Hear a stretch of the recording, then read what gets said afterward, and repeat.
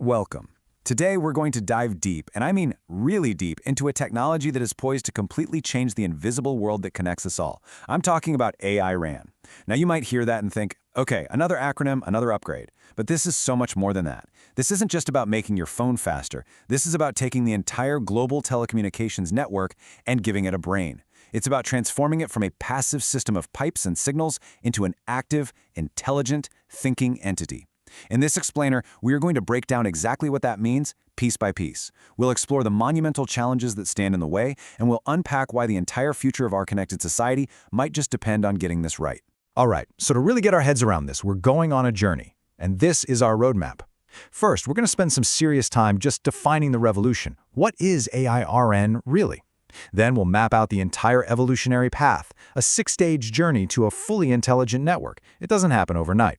After that, we're diving into what is maybe the most critical part of this whole story, the great data hurdles. This is where the rubber meets the road. Once we understand the problems, we'll look at the solution, the grand architecture that can make this all work. And finally, we'll end on a crucial point, the open source imperative, why this can't be built in a lockdown, proprietary way. So let's get into it. Okay, Section 1, Defining the Revolution. And I want to pause on that subtitle, Beyond an Upgrade, a Complete Transformation. This is so important. We're used to network upgrades, right? 3G gave us basic mobile internet, 4G made it fast, 5G is making it faster with lower latency, but those are all about making the same pipes bigger and faster. AI RAN is a fundamental shift. It's about changing the very nature of the network itself. It's a new way of thinking about how networks are built, how they're operated day to day, and critically, how they create value and make money. So, let's get to the textbook definition, and then let's tear it apart. What is AI RAN? It is a next-generation telecom network architecture that integrates AI-driven intelligence into the radio access network. Okay, let's stop there. The radio access network, or RAN, that's all the cell towers, the antennas, the gear that your phone talks to. For decades, the RAN has just been a passive connector. Its job was to pass your signal along. Now we're embedding AI, real intelligence, directly into that part of the network. The result? It completely transforms how we build, operate, and monetize the whole system. The network stops being just a set of instructions and starts learning to think for itself. So, to understand this transformation, you really have to look at its core components. Think of it like a recipe.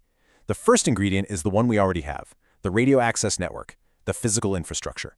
The second and most important ingredient is the AI-driven intelligence. That's the brains we're adding.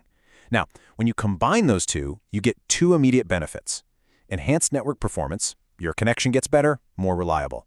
And optimized network operations, the whole system runs cheaper and more efficiently. But the truly exciting part, the thing that changes the entire game, is that fifth component, a whole new universe of services built right at the network's edge. Let's spend a minute on that first component, the RAN itself. It's the unsung hero of our connected lives. It's the collection of cell towers and antennas that act as the crucial bridge between your phone, your car, your smartwatch, and the core network that connects to the global internet. Traditionally, the RAN has been a reliable workhorse, but let's be honest, it hasn't been very smart. It follows orders. It executes commands. AI RAN is set to completely change that role, turning this passive equipment into an active, intelligent participant in the network. And that brings us to the magic ingredient, the AI-driven intelligence. This is the real paradigm shift. It's the move from a network that just follows a static set of pre-programmed rules to one that learns, adapts, and predicts in real time. So instead of an engineer getting an alert about network congestion and manually having to fix it, an AI can see the patterns forming, predict the congestion before it even happens, and automatically reroute traffic to prevent you from ever noticing a slowdown. The network literally starts to think for itself. So, when we say AI, what are we actually talking about? Well, it's a whole toolkit. You've got your classic machine learning, which is fantastic for recognizing patterns in network traffic. Then there's deep learning for solving much more complex problems. Reinforcement learning is in there too, constantly running simulations to figure out the absolute best way to schedule data or manage power. And now, the newer, really exciting tools are joining the party. You have generative AI, or Gen AI, which can create synthetic data to train other AIs. Large language models, LLMs, can help engineers troubleshoot problems using natural language. And then there's agentic AI, the ability to deploy autonomous software agents to manage different parts of the network all on their own. It's the full spectrum of modern AI. So how does this actually work at a hardware level? This isn't just software magic. A true AI RAN is built on a unified, heterogeneous computing platform. That means you have a mix of processors, GPUs, CPUs, and specialized network processing units, or NPUs, all working together on the same hardware. And this is absolutely critical. It means the same physical box that is managing your phone's connection is also running the complex AI model that is optimizing that connection in real time. It is a complete fusion of communication and computation right at the base of the cell tower. So, how do we get to this incredible future? Well, it is not a flip of a switch. You don't just wake up one day and have an AI native network. It's an evolutionary journey. There's a clear path, a progression that happens in 6 distinct stages, with each stage building on the capabilities of the last. And here is that 6-stage journey. It starts with a very practical, business-driven goal: maximize efficiency. From there, it shifts from saving money to making money by deploying an edge AI cloud. Then, the network's role fundamentally changes as it becomes an AI inferencing hub. After that, we see AI become a necessity, with deep integration into future networks like 6G. Stage 5 is the big philosophical leap, where we develop truly AI-native components.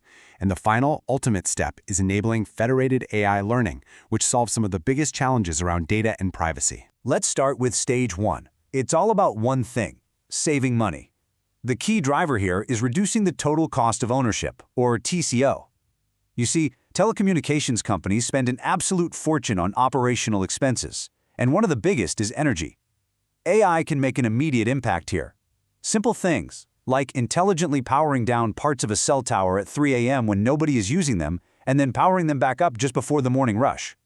It's about using AI to do the same job but smarter, more efficiently, and most importantly, cheaper. Now, in stage 2, the mindset shifts from saving money to making money. There is a massive, growing demand for low-latency AI processing. Think about things like autonomous cars, smart factories with robotic arms, or augmented reality glasses. These applications can't wait for data to travel to a centralized cloud server and back. They need instant processing. By building many data centers right there at the base of the cell towers, network operators can sell this edge AI capability, creating entirely new revenue streams that have nothing to do with selling phone plans. Stage 3 takes this concept even deeper. Here, it's not just a separate computer at the cell tower. The actual network gear itself, the base station, is upgraded to perform AI tasks directly. The hardware that provides your connectivity becomes a platform for computation. This is a huge shift. Operators are no longer just selling a connection to the internet. They are selling a slice of raw AI processing power, located right at the extreme edge of the network. Next up is future-proofing. As we look ahead to networks like 5G Advanced and eventually 6G, the level of complexity is going to be staggering.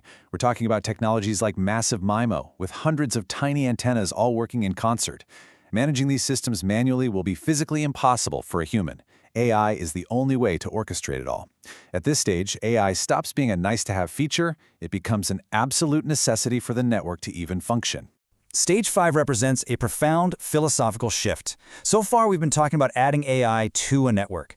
In this stage, you start designing the network from the ground up, from the very first transistor on the silicon chip for AI. It's embedded in every single component, vertically and horizontally.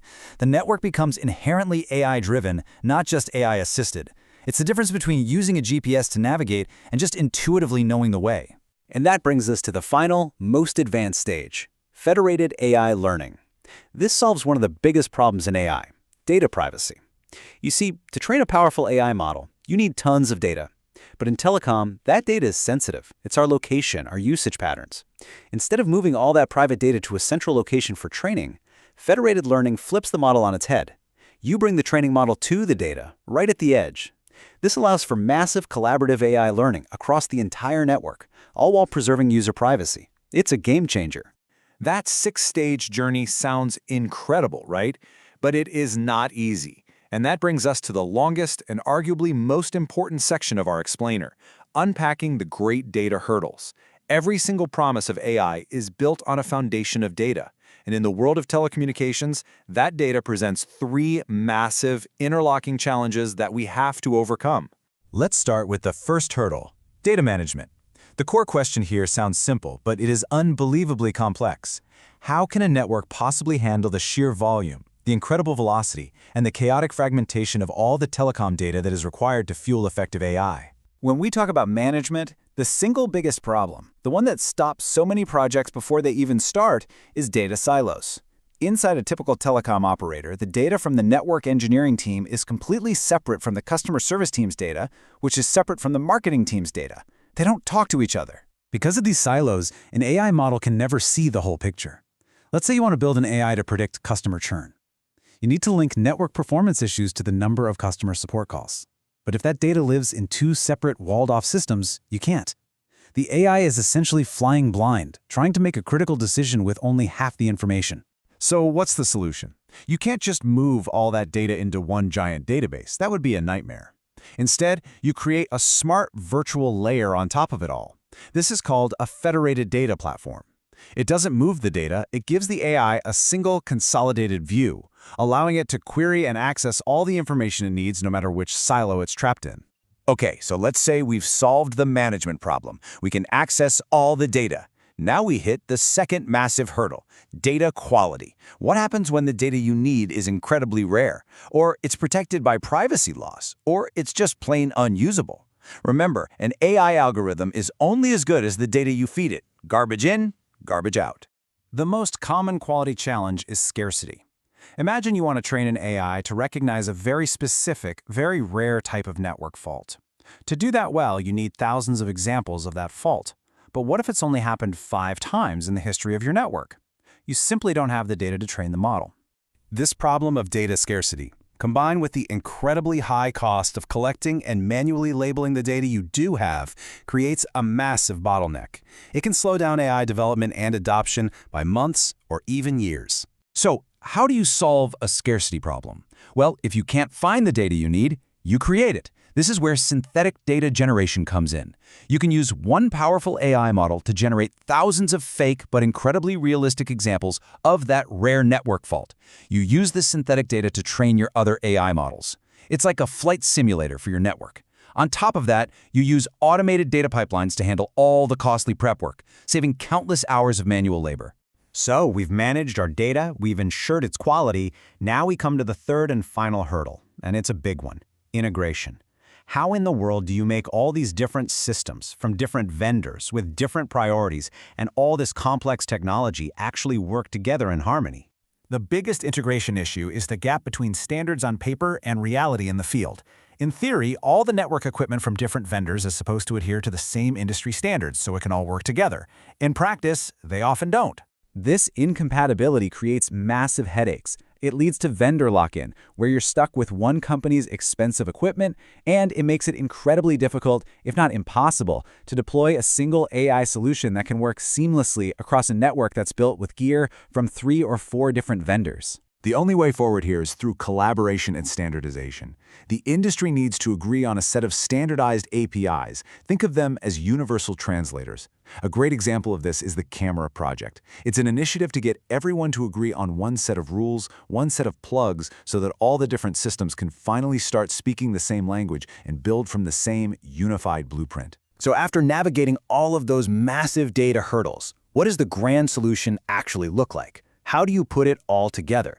Well, this is the framework. This is the architectural blueprint for a data for AI platform that can make it all work. The best way to think about this is like a data refinery. It's a 6-layer stack. At the bottom, you have data ingestion, where all the raw data comes pouring in. It's then moved up to be stored and processed. The layer above that transforms the data and builds AI models. Then, before anything goes live, it has to pass through a critical prototyping and validation phase. Once approved, it's deployed. And the entire process, from top to bottom, is wrapped in a layer of AI ops, ML ops, and governance to keep it all running smoothly and safely. And it all begins at that foundational layer, data ingestion. You have to imagine a system that is continuously drinking from a fire hose of data. It's pulling in real-time telemetry, performance metrics, and event logs from thousands, even millions of sources all across the network, 24 hours a day, 7 days a week. Now, let's jump up to one of the most important layers in the entire stack, Layer 4. Model prototyping and validation. Before any new AI model is given the keys to the kingdom and allowed to control the live network, it has to enter this critical sandbox. This is the final safety check. It's where you use simulations and digital twins to rigorously assess what impact the AI will have in a safe, controlled environment. And this quote makes it brutally clear why that safety check is so non-negotiable. Most importantly, do not disrupt live network operations. If it happens, it's going to be a nightmare for the operator. A disruption to a live telecom network isn't a small bug. It's a potential catastrophe. It could mean failed 911 calls, interrupted financial markets, widespread outages. The stakes are astronomically high, which is why this validation step is absolutely vital. This brings us to our final section, and it's a crucial philosophical idea. A system this complex, this important, is simply too big and too critical for any one company to build alone. The future of AI RAN cannot be proprietary. It must be collaborative, and it must be open. And really, you have two paths you can go down. There's the old, closed-off proprietary way, which inevitably leads to expensive licenses, vendor lock-in, and slower innovation inside a black box. Or there's the new, open-source model. This model is economically viable, it's driven by a global community of innovators, and it provides transparency and accountability for everyone involved. The promise of using an open-source approach for AI RAN is just huge. First, it democratizes the technology, allowing smaller companies and academic researchers to contribute, not just a handful of giant corporations. It massively accelerates advancements by allowing people to share knowledge openly instead of hiding it. And crucially, it's our best tool for ensuring accountability and ethical development. Projects like Salus are focused on building open-source tools to make sure AI is safe and secure. When the code is open for everyone to inspect, it's much harder for security flaws or biases to hide. And so, that leaves us with one final thought to consider. We have spent this entire time talking about the immense technical challenges of building AI RAN. The data, the hardware, the software.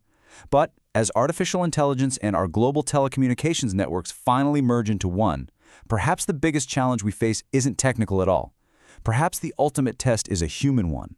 Our ability to overcome old proprietary instincts, our willingness to collaborate openly, and our shared commitment to building a truly intelligent future that benefits everyone. Thanks for watching.